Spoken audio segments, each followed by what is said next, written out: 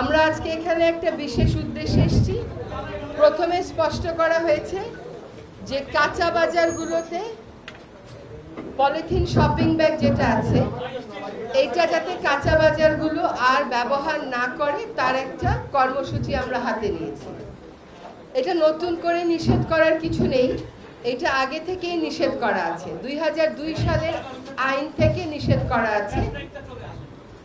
এখন আপনারা যারা আমার বয়সী তারা জানেন যে 2004 থেকে 6 সাল পর্যন্ত বেশ সফলভাবে এই পলিথিন প্লাস্টিক ব্যাগের ব্যবহারটা এবং উৎপাদনটা নিয়ন্ত্রণ করা হয়েছিল।